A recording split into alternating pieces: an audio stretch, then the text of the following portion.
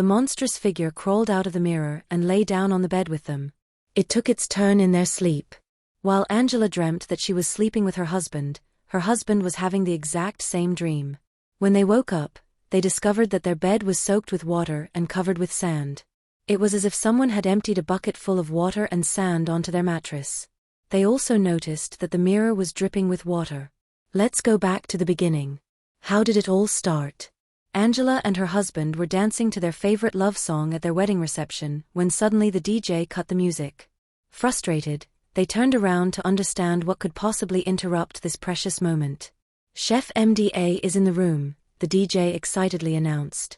Angela and Roger, her husband, immediately fell to their knees to greet the famous Chef MDA, the CEO of the MDA Group. He was an influential man, a true pillar of the business world. He shared a few dance steps with the newlyweds and then handed them a thick envelope. Everyone took out their phones to capture this exceptional moment.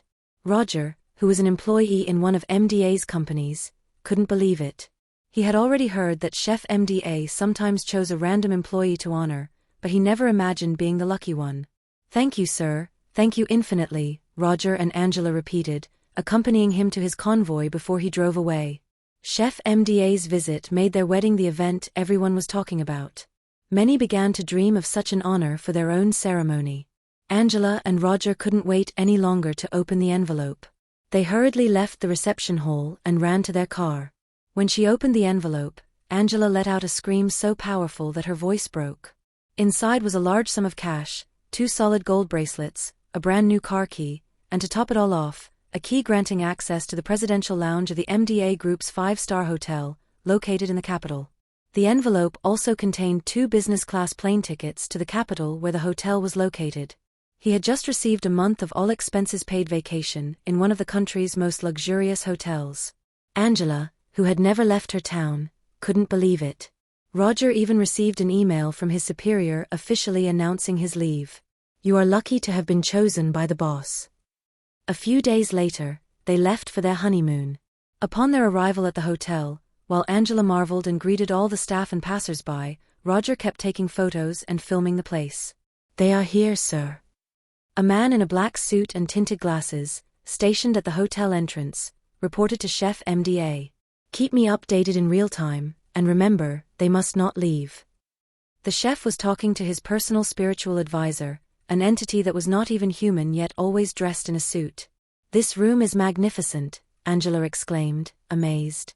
Roger jumped onto the bed and pulled Angela with him. "Let's inaugurate this bed with a little magic trick," he said with a mischievous smile. Angela, who had been warned by her twin sister to pray before any intimacy, completely forgot the advice. They made love until night fell and slept deeply. Later, Angela woke up, hungry and needing to go to the toilet. Before calling room service for their meal, she turned on the light, and her heart skipped a beat. Facing them, a huge mirror stood on the wall, silently watching them.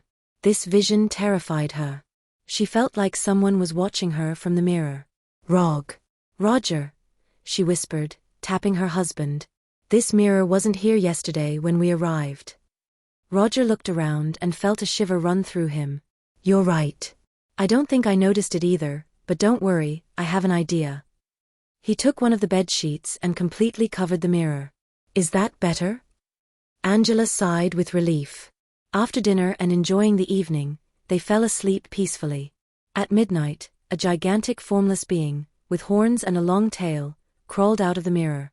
It immediately slipped into their bed, gently parted their bodies, and lay down between them, enveloping them in its monstrous arms. Roger and Angela believed they were making love to each other, but in reality, it was the creature uniting with them. When they woke up, their room was unrecognizable. The bed was covered in dirt, and a strange smell hung in the air. They couldn't understand how such a thing could have happened. Disoriented, they called room service. But instead of a simple employee, Chef MDA's spiritualist, dressed in his eternal dark suit, showed up. "I am the person in charge here." Roger, troubled, showed him their bed. "Can you explain what happened? Why is our room in this state?" The man looked at them severely, then shrugged before abruptly changing his tone. "How many glasses of wine did you have last night?" he asked, accusingly. Roger frowned. "Only 2, and my wife had 1. We are not heavy drinkers. Be aware that it was a foreign wine that intoxicates quickly. You probably drank too much and brought this dirt into your room yourself. Suddenly, he raised his voice as if scolding them. Disconcerted, Roger and Angela spontaneously apologized, convinced that they might have lost control after their dinner. The spiritualist then took the bedsheet and left the room. But he didn't take it to the laundry. No, he took it directly to Chef MDA. The first ritual was a success, sir. A satisfied smile lit up the chef's face. Keep watching them. There are still 2 steps left before they become entirely ours. Roger and Angela went down to the reception for breakfast. They wanted to give the staff time to clean their room. In the elevator, they met a strangely fat couple, not just overweight, but swollen, almost disfigured. The woman was giggling for no reason, and the man was smiling blissfully. Angela stared, observing them until the elevator stopped. You know the rich, maybe they ate so much they forgot about their health, Roger joked. The second night, just like the night before, the creature crawled out of the mirror and slipped into their bed. This time, when they woke up, there was neither dirt nor water. But Angela began to notice a troubling detail. She was gaining weight abnormally fast. At first, she was delighted because she had always dreamed of putting on a little weight. But a week later, they had become enormous. None of their clothes fit them anymore. They had to go to the hotel boutique to buy new outfits. There they noticed something even stranger. All the young couples around them were abnormally large. Is it just me, or is everyone here strangely obese? Angela whispered, looking worried. Have you never been to a high society party? Roger chuckled. Some spend their money on food, others on investments. But every morning, their weight increased inexplicably. What they didn't know was that every night something was sleeping with them. Every morning, Roger and Angela woke up heavier, as if their own bodies had become alien to them. A strange sickness was consuming them, but they could neither explain nor stop it. The next stage of the ritual was imminent. They had to be pulled inside the mirror with the creature. Once they crossed to the other side, they would never be themselves again. That evening, as they went down for dinner, Roger and Angela noticed a couple walking like robots, following the orders of a man in a suit. Did you see that? Angela whispered, horrified. It was the first time they truly took the time to observe the other hotel guests. None of them looked normal. They were all strangely fat, pale, absent, as if they were just shadows of their former selves. A shiver ran through Roger. We have to leave here. The next day, they decided to check out of the hotel. We've already spent several weeks here. Let's leave and regain control of our lives. But they had become so massive that they struggled to move. It was as if their bellies contained stones.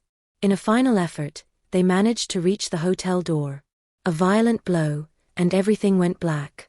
When they regained consciousness, they were back in their room, lying on the bed. The moment had come. That night, the final ritual was to be completed. The creature would take them forever into the mirror. But an unexpected event occurred. Angela woke up just as the creature was crawling out of the mirror. Here is the English translation of the next part of the story. Too weak to move, too exhausted to scream, she murmured the only name that came to mind. Angelica, pray for me. I am dying. Miles away, Angelica, her twin sister, was breastfeeding her baby. Suddenly, an inexplicable pain seized her, as if she were feeling Angela's agony. Without thinking, she grabbed her phone and called her sister. But there was no answer, and panic overwhelmed her. She contacted the entire family, explaining that Angela and Roger were in danger. Together, they began to pray. In the hotel room, Angela had fallen unconscious again. But something was happening in her mind. She was fighting. She saw a shadowy figure trying to pull her towards the mirror. Suddenly, Roger also began to struggle, as if in a waking nightmare. 4 hours, they fought against an invisible force. Then they woke up with a start. The creature was still there, trying to reach them, but it seemed paralyzed at a distance. With an instinctive movement, they crawled to the bathroom and locked the door behind them. A whisper was heard. Pray. That was the trigger. Since their arrival at the hotel, they had never prayed. They began to invoke God with fervor. On the other side of the door, the creature scratched furiously, trying to get in. As they prayed, something horrible happened. Water, sand, and maggots began to flow from their skin. They screamed in horror, but the more they prayed, the more their bodies expelled the filth. Then silence. They had returned to their normal size. The bathroom floor was covered with vile matter, proof of the evil that had possessed them. "We can't call anyone to clean this up. We have to do it ourselves," Angela whispered, still trembling. They spent the night cleaning, unable to sleep, terrified of leaving the bathroom.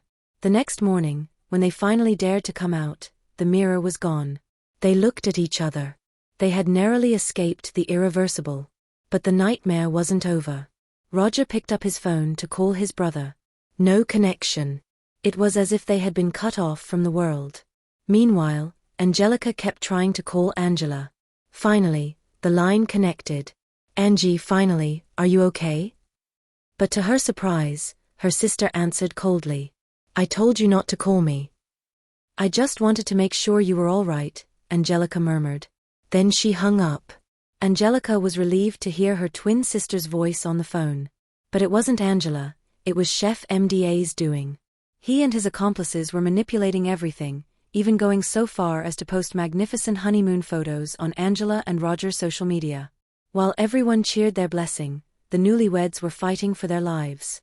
When Angela and Roger realized they couldn't reach anyone, Angela started to pray fervently again and called her twin sister telepathically. "Do you really think she hears you?" Roger asked, frustrated. "I'm sure of it." That night, Angelica dreamt again of her sister in distress. Upon waking up, she could no longer ignore her intuition. She immediately called Jean, Roger's younger brother. "Jean, I feel something bad. My sister and your brother are in danger. You have to go to their hotel." "Okay. I'll go there with Bob, the youngest of our family." When Jean and Bob arrived at the hotel, night had already fallen. They headed to the reception desk. "We are looking for a couple who is on their honeymoon here," Jean announced. The receptionist's eyes widened, visibly surprised. Then he immediately composed himself and asked, "Their name, please?" Jean gave it to him. But instead of answering, the receptionist discreetly contacted a man in a suit. This man quickly arrived. "The couple you are looking for checked out of the hotel yesterday," he said in a firm tone before turning on his heel. Jean felt an inner alarm. "Wait," he exclaimed, running after the man. "We spoke to my brother before coming, and he told us they were still here." It was a lie, but he wanted to test the man's reaction.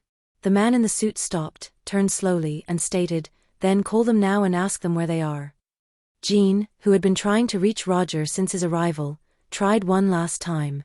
This time, it rang. A huge smile lit up his face. "Hello, Roger," he asked with relief. "Are you still at the hotel?" A familiar voice replied, "No, we left yesterday." Jean exhaled, reassured. But at that precise moment, Angelica called him. He answered. "Did you see Angela?" she asked anxiously. "No, but I spoke to my brother, and he confirmed that they had left the hotel." A long silence. Then Angelica's voice became shaky and grave. "Jean, that's not him." "What?" "I feel it." Her voice broke. "My connection with my sister is special. When she suffers, I feel it. If you haven't seen and spoken to Angela and Roger in person, then you are talking to imposters." A cold shiver ran through Jean. He turned back immediately. "We want concrete proof that they have left the hotel," he firmly declared to the man in the suit. The man did not flinch. "Come with me." He led them to the departure register and showed them a signature under Roger's name. Then he played a video from the surveillance cameras. Roger and Angela were seen smiling, dragging their suitcases out of the hotel. Everything seemed real. Jean and Bob had no more reason to doubt. "If something happened to them, it didn't happen here," Jean murmured, troubled. When they finally left the hotel, it was close to midnight. They were walking towards the exit to take a taxi when an obese couple walked past them. The man whispered in a barely audible voice, "Help us, please." Jean stopped dead in his tracks, ready to ask a question. But then, he saw two massive men walking behind the couple, monitoring their every move. His blood ran cold. Suddenly, he spun around and changed direction, pulling Bob with him. "Did you hear that?" Jean whispered, his heart pounding. Yes, Bob replied, trembling. But the man's mouth didn't even move. As I was watching his face, Bob added. They exchanged a look. Horror gripped them both. Something unspeakable was happening in that hotel. Jean and Bob froze, their minds alert. In front of them, the obese couple who had pleaded with them entered a huge reception hall. But what surprised them most were the men who were also rushing in. Influential politicians, powerful businessmen.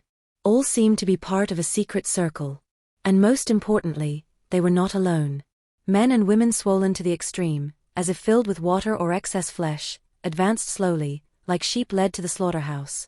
Roger and Angela might still be in there, Bob whispered. They never left. But getting closer was a huge challenge. The door was heavily guarded. Hiding behind a huge flower pot not far from the door, Jean and Bob were considering a plan. When suddenly, a hand landed on Jean's shoulder. He jumped so violently that he lost control of his bladder. Behind him stood a man dressed in the same attire as the powerful men entering the hall. Please let us go, Jean pleaded in a panic. We won't say anything, we swear. But the man burst out laughing. Do you think I'm here for their demonic ritual? Jean and Bob fell silent, surprised. The man lowered his voice and added, I'm here to expose their horror, to find my little sister. The two brothers exchanged astonished glances. I saw how you were asking questions at the reception. Do you think this is a simple hotel? No one leaves this place alive. Jean's heart nearly stopped. Even you are already in danger. He glanced at the guard posted in front of the door and whispered, the guard has orders not to let anyone leave alive. If you had tried to check out of the hotel earlier, you would already be dead, and no one would ever hear from either of you again. Bob swallowed, paralyzed. Then the man pulled a phone from his pocket, started a live video after adjusting a camera placed inside his jacket. I have no one to help me on this mission. But God has put two brave men in my path. He handed them the device. Take this, hide well. And if I don't come out, you must survive to show the world what is happening here. Without waiting for a response, he melted into the shadows and entered the hall. Jean and Bob remained petrified, holding the phone as if it were a ticking time bomb. Bob started crying, completely panicked, but Jean covered his mouth and said, Be a man, don't let us die here like the others. Let's stay focused and see if we can find our brother and his wife on this gentleman's phone.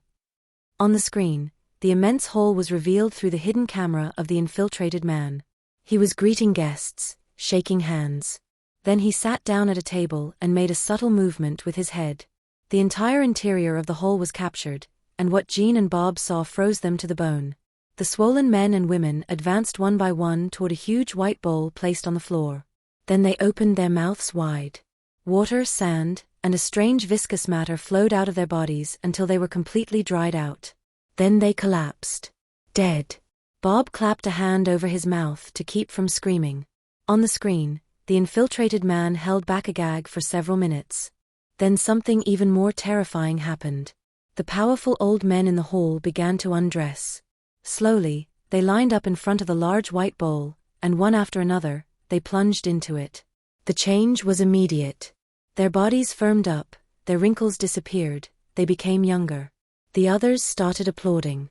They were stealing the youth of these men and women to stay young forever. Jean and Bob were on the verge of fainting. The infiltrated man had parked his car on the road right at the hotel entrance. He had hoped to transfer the video to his computer, which remained in the car. But seeing Jean and Bob, he decided to give them one of his phones. He wanted to go live on social media, but he feared the platforms would block his video for inappropriate content. He stepped out and sent a message on his other phone, the one Jean and his brother were holding.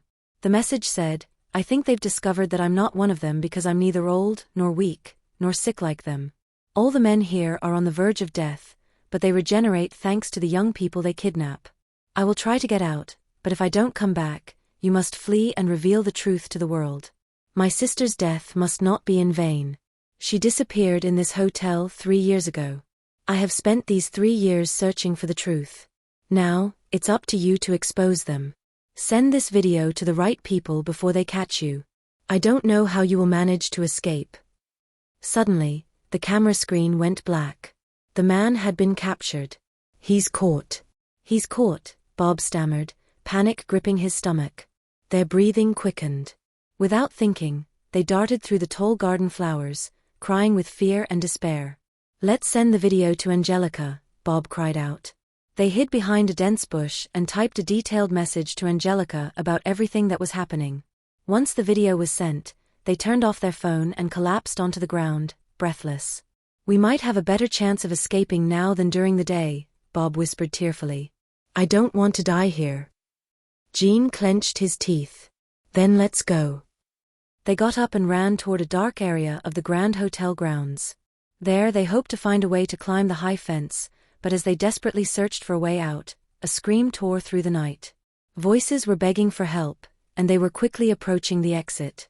Instinctively, Gene and Bob flattened themselves on the ground, holding their breath. The silhouettes were running straight toward them. Then Gene recognized a voice.